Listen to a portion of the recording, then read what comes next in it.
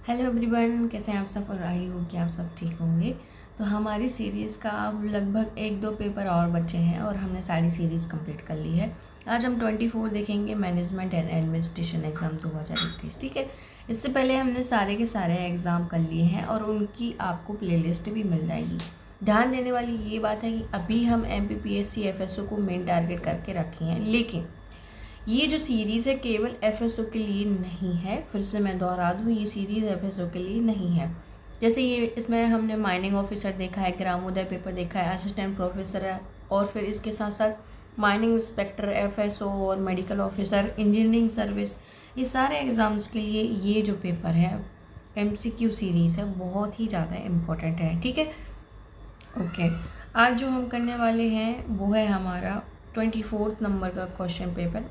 इससे पहले हमने सभी कर लिए है ना। ये कहाँ पर है? 291 पेज पे। चलो कर लेते हैं हम इसको।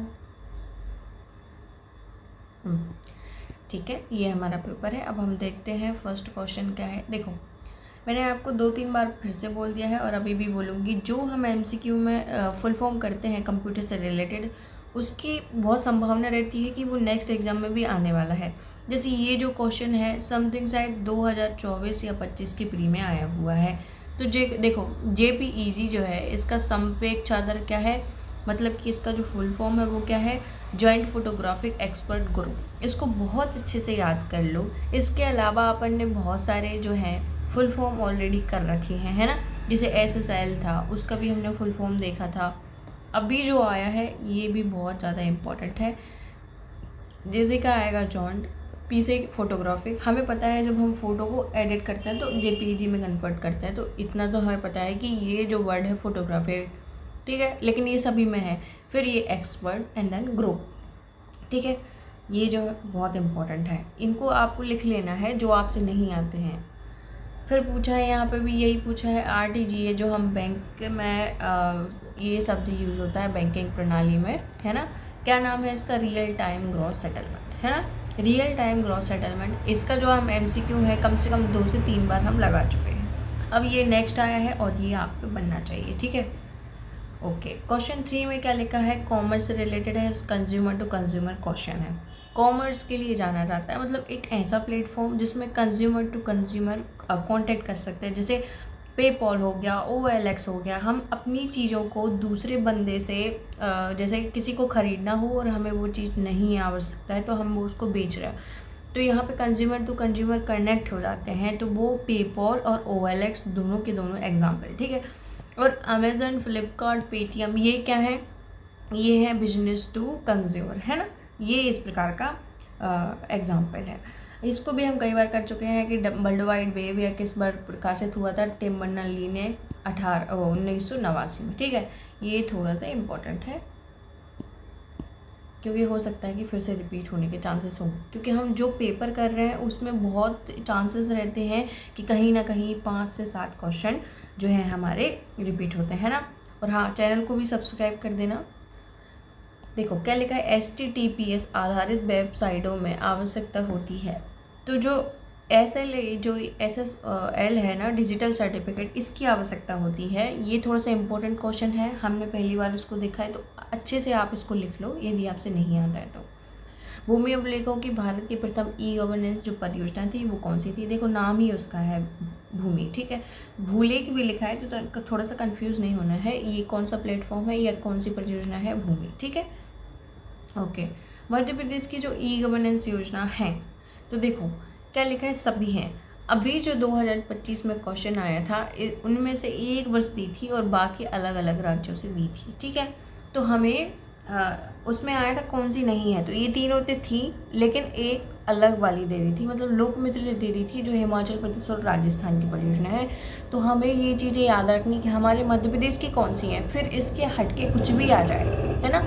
पहली बात तो हम मध्य प्रदेश का पेपर दे रहे हैं, तो इसलिए मध्य प्रदेश की पहली योजनाएं आपको ज़रूरी है ना। E-गवर्नेंस योजना कौन कौन सी है? ज्ञानद्यूत, ग्राम संपर्क और हेड स्टार्ट, ये तीनों की तीनों हमारे मध्य प्रदेश की E-गवर्नेंस योजना है ना। तो तीनों उपरोक्त सभी आंसर हो जाएगा। ओके, ये हमने ऑलरेडी कई बार पढ़ लिया है। इस तरीके से क्वेश्चन आता है कि टेराबाइट समतुल्य है किसके? है 2 की पावर 40 बाइट, ठीक है। अब 5वीं पीढ़ी की प्रोग्रामिंग भाषा क्या है? हमने अभी तक प्रोलॉग बस सुना है, OPS 5 और मरकरी नहीं सुना। मरकरी में हमें ऐसा लगता है कि क्या पता ये केमिस्ट्री से है, बट नहीं, ये तीनों की तीनों लैंग्वेज है। प्रोलॉग हमने बहुत ज़्यादा सुना है। OPS में क्या रहता है कि विशेषज्ञों के लिए एक प्रकार की ये 5th जनरेशन की भाषा है, ठीक है। मरकरी में भी प्रोग्रामिंग होती है लॉजिक वाली, तो इसको लिंक करने के लिए programming to other programming language इनकी यूज़ होती हैं, ठीक है। ये तीनों ही इसके आंसर हो जाएंगे। ओके, अब हम देखते हैं सेकेंड वन क्वेश्चन। ये देखो, मध्य प्रदेश के किस जिले में महात्मा गांधी राज्य ग्रामीण विकास एवं पंचायत राज संस्थान है? ये बहुत ज़्यादा इम्पोर्टेंट है, कम से कम 3 से 4 बार रिपीट हो चुका है और बहुत सारे एग्जाम में भी आ चुका है। तो महात्मा गांधी राज्य ग्रामीण है ना, ग्रामीण विकास और पंचायती राज संस्थान, ये जो है हमारे जबलपुर में है, ठीक है। तो इसको थोड़ा सा अच्छे से याद रखना है। ओके ओके, अब यहाँ पे क्या लिखा है कि सुमेलित, ठीक है। हम क्या देख रहे थे? जनजाति और उपजाति, ठीक है। मतलब कि गोंड की क्या नगारची है, भील की क्या बरेला है, इसका तो हम पढ़ चुके हैं। भील जनजाति को हम पढ़ चुके हैं और हमने उसमें ये भी पढ़ा था कि बरेला है ना, बरेला, पटलिया, और इसके अलावा हमने क्या पढ़ा था? भिलाला, है ना, इस पर तड़वी, उमड़ी, ये इस प्रकार की जनजातियाँ हमने इसकी देखी थी। फिर बैगा में बिंजवार होता है, हम आगे चल के देखेंगे। भारिया में रोहिया नहीं होता है, ये क्वेश्चन गलत हो जाएगा, ठीक है।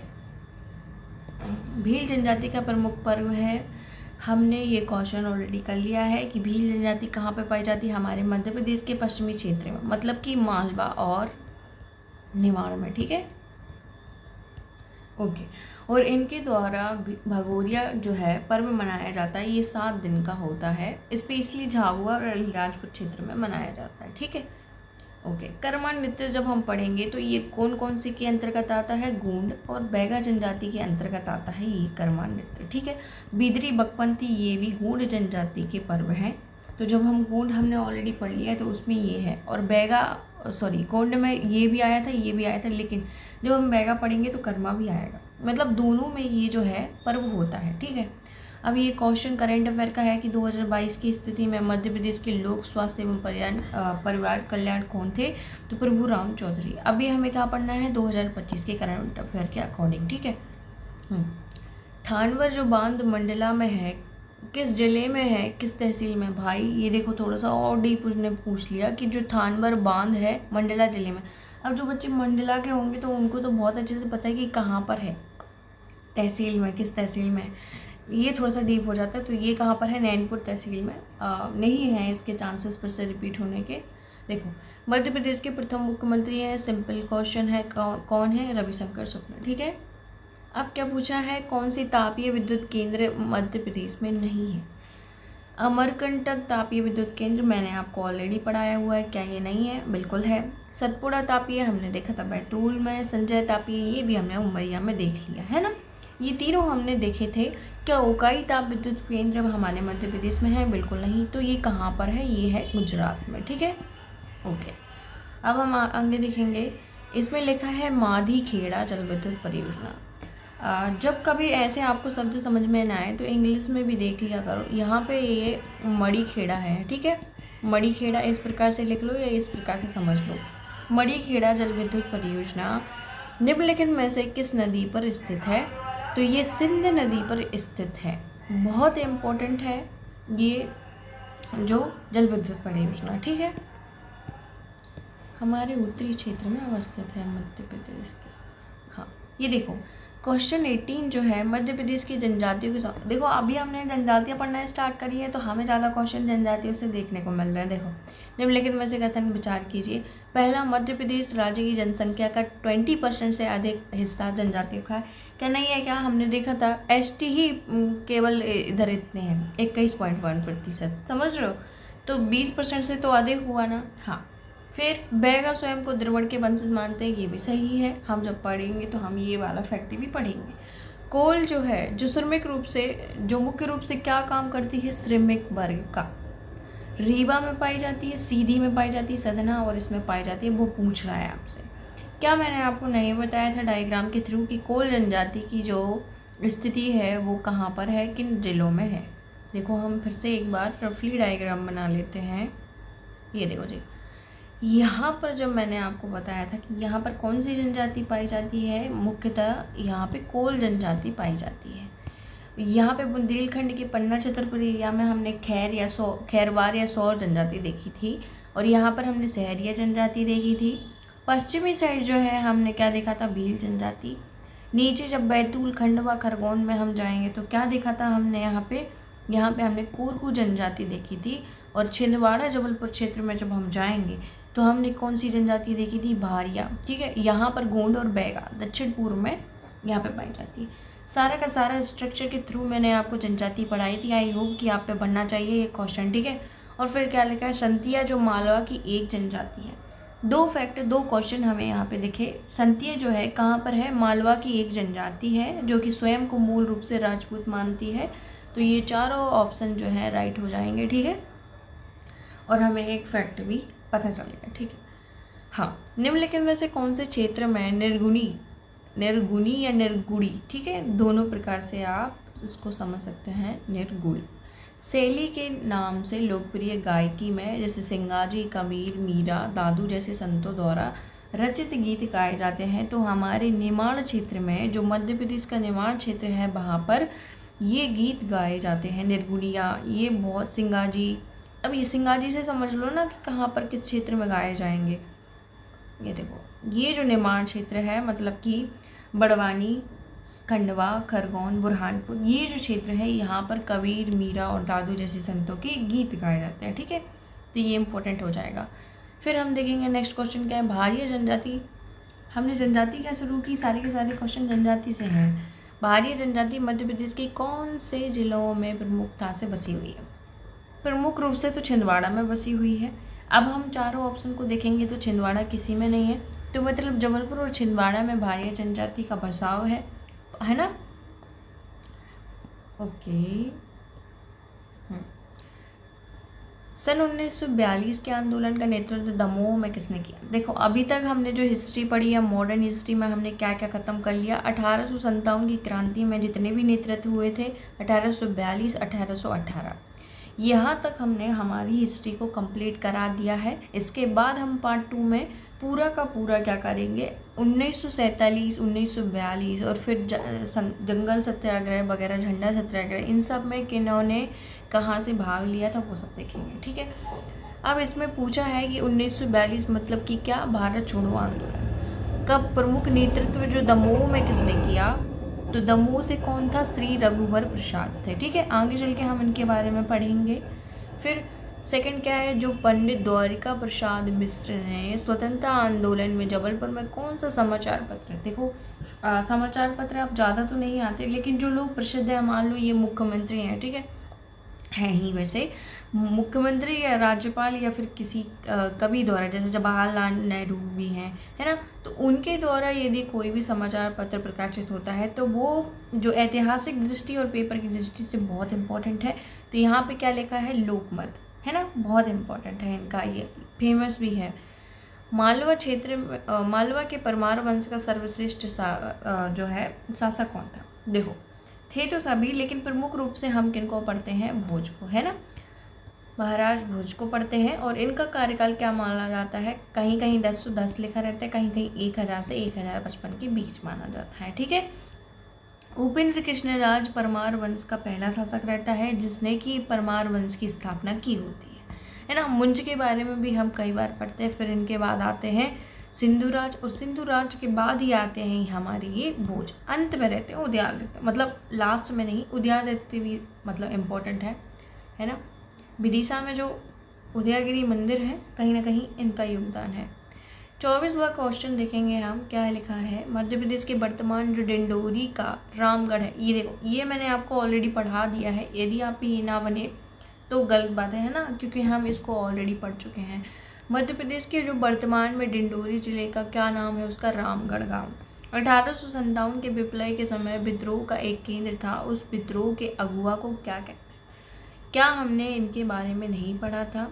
20 मार्च नहीं पढ़ा था क्या? और 20 मार्च 1988 या 89 में इनके लिए एक सिक्का भी जारी हुआ था। हमने इनके बारे में बहुत अच्छे से पढ़ा हुआ था। ठीक है, विजय सिंह लोधी वहीं से, ये भी रामगढ़ से ही है। और गरुड़ सिंह जब हम इनके बारे में पढ़ते हैं तो ये नरसिंहपुर से हैं। रानी दुर्गावती के बारे में पढ़ते हैं तो ये गोंड साज का है, ठीक है। इनके बारे में हमने ऑलरेडी पढ़ा रखा है। हाँ, और मैंने क्विज में भी आपको ये क्वेश्चन दिया था। मध्य प्रदेश के किस संग्रहालय में सालभंजिका की दुर्लभ प्रतिमा प्रतिष्ठित है? ये बहुत इंपॉर्टेंट क्वेश्चन है, हो सकता है कि आगे भी इसके चांसेस हैं, है ना।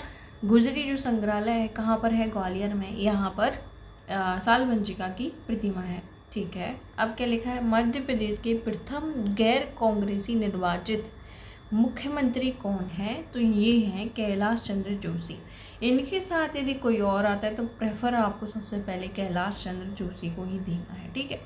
ओके, ये मूक आ गया। जब हम यूजीसी नेट वगैरह करते हैं ना तो मूक को बहुत ज़्यादा पढ़ाया जाता है। पहले इसका फुल फॉर्म देखते हैं। जैसे हमने कल स्वयं पढ़ा था ना, वैसे ही मूक है।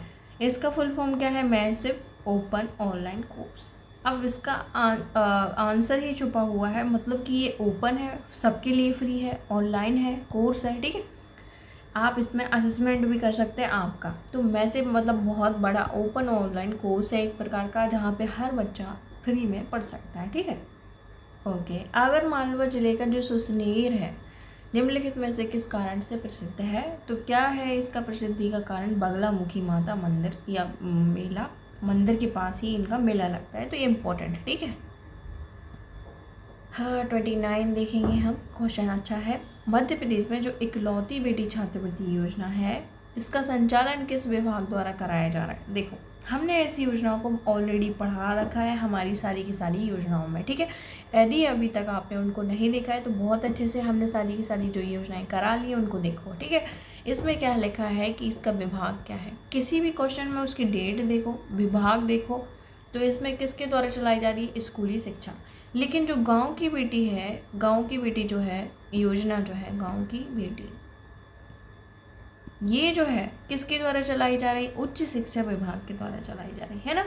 और ST SC जितनी भी योजना है SC से रिलेटेड, तो इसके द्वारा, जैसे अम्बेडकर वाली हमने पढ़ी थी, है ना, संत रविदास वाली पढ़ी थी, तो ये जाति कल्याण विभाग की है, ठीक है। मध्य प्रदेश में मुख्यमंत्री मजदूर सुरक्षा योजना का संचालन कौन सा विभाग करता है?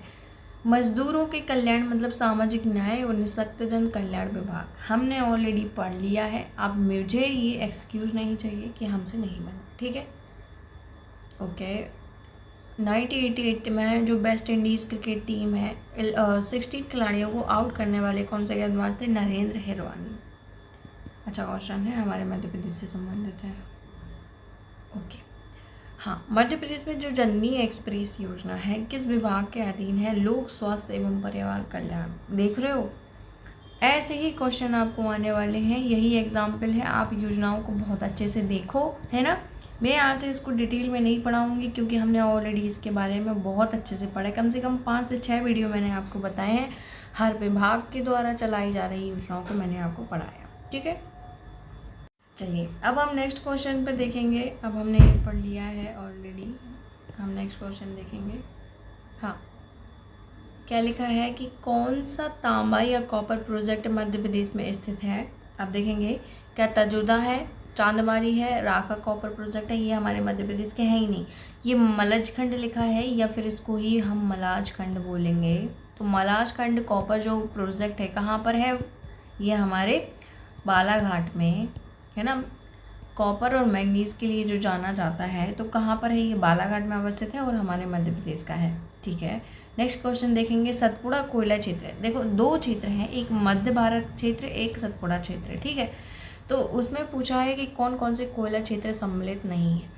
जब हम सतपुड़ा कोयला क्षेत्र के अंतर्गत देखते हैं तो कौन कौन से आते हैं? जैसे मोह पानी हो गया। मोह पानी कहाँ का है? नरसिंहपुर का, ठीक है।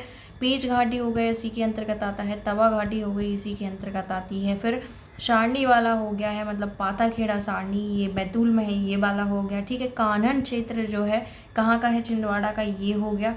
फिर साहगढ़ क्षेत्र है जो बैतूल का, वो हो गया। देख रहे हो, मतलब इतने सारे क्षेत्र जो सतपुड़ा कोयला क्षेत्र के अंतर्गत आता है। हाँ, और गुरुमुंडा कोयला क्षेत्र है, ये भी इसी में आता है। अब हम देखेंगे कौन कौन सा इसमें आ गया है तो कौन सा बचा है जो नहीं आता है। देखो, गुरुमुंडा कोयला क्षेत्र भी हमने पढ़ लिया, पेंच घाटी कोयला क्षेत्र भी हमने देखो यहाँ पे देखा था पेंच घाटी। फिर कानन क्षेत्र जो हमारे छिंदवाड़ा में है ये भी हमने देख लिया, ये देखो यहाँ पर लिखा हुआ है। तो जोहिला जो कोयला क्षेत्र है वो मध्य भारत क्षेत्र में आता है, मतलब ये लिखा हुआ है मध्य भारत, लेकिन हमारे मध्य प्रदेश में जो पूर्वी साइड जितने भी कोयला क्षेत्र है उनके अंतर्गत आता है, हमारे अंतर्गत नहीं आता, मतलब कि यहाँ पर सतपुड़ा क्षेत्र में नहीं आता। ठीक है, तो जोहिला जो है इसका आंसर हो जाएगा। हाँ, बेलस्पन सोलर प्रोजेक्ट जो है मध्य प्रदेश के किस जिले में स्थित है? ये पहला है ना, इसीलिए हमें याद रखना है कहाँ पर, नीमच में। ओके, हाँ, मध्य प्रदेश में विशेषकर जो लाल मिट्टी है, देखो हमने मिट्टियों के प्रकार और मिट्टी बहुत ज़्यादा देख ली है ना, अवस्थिति उसकी बहुत अच्छे से समझ ली है। एक बार फिर हम इसको समझेंगे क्योंकि इसमें नए बच्चे भी होंगे जो पहली बार इसको पढ़ रहे होंगे, तो उनके लिए देखो पहली बात है ये मालवा क्षेत्र है, इसमें काली मिट्टी तो प्रकार से पाई जाती है, लेकिन काली मिट्टी के भी 3 प्रकार होते हैं, एक गहरी काली मिट्टी, एक सामान्य काली मिट्टी और एक छिछली काली मिट्टी पाई जाती है। ठीक है, लेकिन हम अभी यहाँ करेंगे काली मिट्टी सिर्फ। ठीक है, ऊपर वाले क्षेत्र में कौन सी मिट्टी पाई जाती है? दोमट मिट्टी या फिर कछारी मिट्टी पाई जाती है। जब हम हमारे पूर्वी साइड देखेंगे हमारे मध्य प्रदेश की ये बघेलखंड क्षेत्र में, तो कौन सी पाई जाएगी? लाल और पीली मिट्टी। यहाँ पर जब हम बुंदेलखंड क्षेत्र में पढ़ेंगे तो कौन सी पाई जाएगी? मिश्रित, मतलब कि इसका भी मिक्स है, इसका भी मिक्स है, इसका भी मिक्स है, मतलब मिश्रित मिट्टी। ठीक है, जब हम बैतूल वाले क्षेत्र में पढ़ेंगे तो ये कौन सी मिट्टी है? लेटराइट मिट्टी। ठीक है, तो ये जो है हमारी मिट्टियों का प्रकार इधर हमारे मध्य प्रदेश में है। तो इसमें पूछा लाल पीली मिट्टी, तो हमने देख लिया बघेलखंड क्षेत्र में, बघेलखंड क्षेत्र को क्या बोलते हैं? कारोस प्रदेश, यहाँ पे पाई जाती है। ठीक है, अब क्या लिखा है? भोज जो आर्द्र भूमि है उसका संबंध है। पहली बात, हमारे भोज जो आर्द्र भूमि साइट है वो रामसर साइट में सम्मिलित होने वाली पहली भूमि है जो 2002 में शामिल हुई थी। कहाँ पर है? हमारे भोपाल में। पहले हमारे मध्य प्रदेश में कितनी रामसर साइट थी? 4। बट अब जब तवा जलाशय को 2025 या 24-25 में शामिल किया गया तो कितनी हो गई? 5 हो गई। ठीक है, कितनी है टोटल? अब 5 है। कौन कौन सी है? आर्द्र भूमि हमने देख ली भोज वाली, तो भोज हो जाएगी, सिरपुर हो जाएगी, सांख्य हो जाएगी, फिर यशवंत सागर हो जाएगी और तवा घाटी हो जाएगी। ये 5 हो जाएंगी। ठीक है, हमने ऑलरेडी इसके बारे में पढ़ भी लिया है। हाँ, 38 देखेंगे हम, ये करंट का क्वेश्चन है और अच्छा है, और अभी भी करंट का ही क्वेश्चन है। प्रख्यात जो परमाणु ऊर्जा वैज्ञानिक और भारत के परमाणु ऊर्जा आयोग के भूतपूर्व अध्यक्ष कौन थे और जो पद्म विभूषण से भी सम्मानित? देख रहे हो क्वेश्चन में ही आंसर बहुत सारे छुपे हुए हैं। ये पहले भारत के परमाणु ऊर्जा आयोग भी रहे हैं, पद्म विभूषण से भी ये सम्मानित किए जा चुके हैं। क्या नाम है इनका? अनिल काकोडकर। इनका जन्म हमारे मध्य प्रदेश के बलवानी से हुआ था, तो यही क्वेश्चन है, पूछा गया है। हाँ, अच्छा क्वेश्चन है, चंबल, बेतवा और केन निम्नलिखित में से किस नदी की सहायक नदियाँ हैं? यदि आप देखेंगे, चलो आपको नहीं भी पता है कि किसकी सहायक नदियाँ हैं, ये हमारा मध्य प्रदेश है छोटा सा, और रफली हम बनाते हैं, और नहीं यहाँ पे नहीं बनाते, मान लो ये हमने बना दिया भारत। ठीक है, ओह शिट,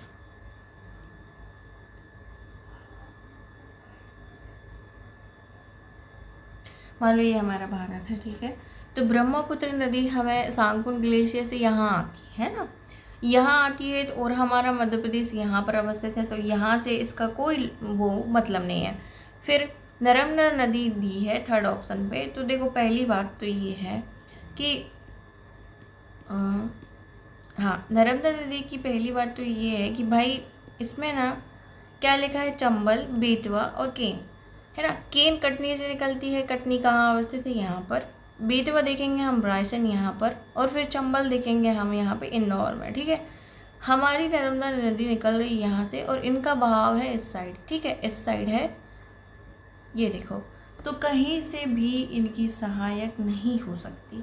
ताप्ती नदी तो और नर्मदा के नीचे से निकलती है, तो कैसे हो सकती है ना। बची कौन सी हमारी? यहाँ से कौन निकलती है? यमुना नदी निकलती है, जो कि इसका आंसर भी हो जाएगा। ठीक है,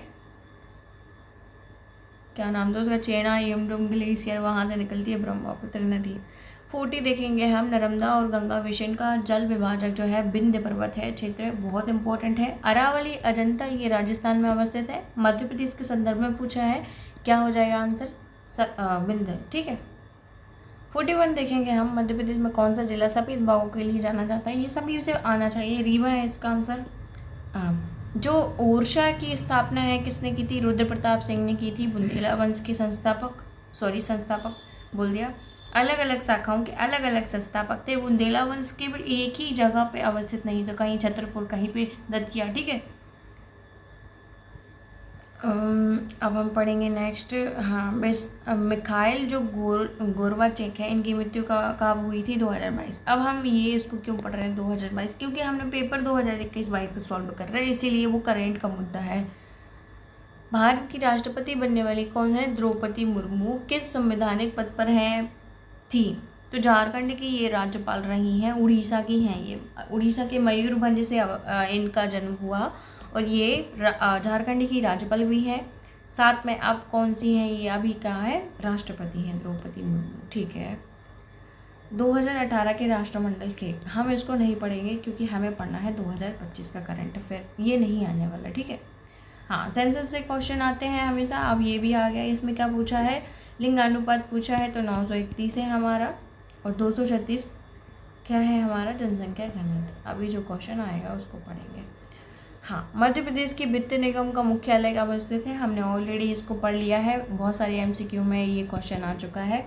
तो देखो, जैसे हमारा इंदौर जो है भोपाल के कंपैरिजन में थोड़ा सा ज़्यादा विकसित है, अब और विकसित करने के लिए हमें यहाँ से ज़्यादा पैसे की ज़रूरत पड़ती है। तो मध्य प्रदेश की वित्त निगम का मुख्यालय कहाँ होगा? इंदौर में, ठीक है। ठीक है, अब हम नेक्स्ट क्वेश्चन पे चलेंगे। क्या है? 48 देखेंगे हम। मध्य प्रदेश में सिक्योरिटी पेपर मिल कहाँ पर है? तो ये कहाँ पर है? नर्मदापुरम मतलब होशंगाबाद। कब अवस्थित हुई थी? 1967 या 68 में, ठीक है। दोनों डेट इम्पोर्टेंट है, इम्पोर्टेंट डेट भी है और साथ में इसका स्थान भी, ठीक है। हाँ, Indus mega food park Madhya Pradesh में कहाँ अवस्थित है? तो ये मेगा जो फूड पार्क है, अभी तो 2 हैं लेकिन 3 जो है, तीसरा वो भी प्रस्तावित है। कौन कौन से 2 हैं? पहली बात तो इंडस मेगा फूड पार्क कहाँ पे है? खरगोन में, ठीक है। इसमें तो देवास ऑप्शन भी नहीं है। दूसरा जो है कौन सा है? अवंती इंडस या Avanti mega food park. Avanti, देखो ये अवंती गलत लिखा है, यहाँ पे होना चाहिए अवंती मेगा फूड पार्क। अब अवंती से हम थोड़ा सा कुछ सोचेंगे, जैसे अवंती में क्या है, मतलब उज्जैन में क्या है? महाकाल है। तो महाकाल क्या है? देव। तो देव है, तो ये कहाँ अवस्थित होगा? देवास में, ठीक है। जहाँ पर देवों का वास है, कहाँ होगा? देवास में। कौन सा? Avanti mega food park. और ये वाला याद कर लेना, इंडस मेगा फूड पार्क कहाँ पर है? खरगोन में। अब तीसरा जो प्रस्तावित है वो कौन सा है? जग्गा खेड़ी। ओह, जग्गा बोल दिया मैंने। ये देखो, जग्गा खेड़ी जो मेगा फूड पार्क है वो हमारे मंदसौर में अवस्थित होगा, बट ये अभी प्रस्तावित है, ठीक है। ठीक है, अब हम ये लास्ट ही था। हाँ, ये देखो 2011 के अनुसार मध्य प्रदेश की जनसंख्या का जो घनत्व है वो कितना है? 236 व्यक्ति प्रति वर्ग किलोमीटर। सेंसस से हमें एक भी क्वेश्चन गलत नहीं होना चाहिए। देखो, आपके वैसे भी माइनस मार्किंग है आपके एग्ज़ाम में, तो आप कोशिश करो कि सेंसस जैसे जो हमारे हैं उससे कोई भी क्वेश्चन आपका गलत ना हो, क्योंकि वो सीधे सीधे 1 से 2 नंबर देते हैं, क्वेश्चन आता है। और हमने देख लिया जनजाति से भी कितने क्वेश्चन आते हैं, साथ में योजनाओं से कितने क्वेश्चन आते हैं। कम से कम आप 20 से 25 क्वेश्चन यहीं से आते हैं और आप सही भी कर सकते हैं। हिस्ट्री में भी हमने देखा, मॉडर्न हिस्ट्री से बहुत क्वेश्चन उठाए जाते हैं, है ना। तो आप बहुत अच्छे से ध्यान में रख के पढ़ो। फिर मिलते हैं हम किसी नए लेक्चर के साथ। Thank you.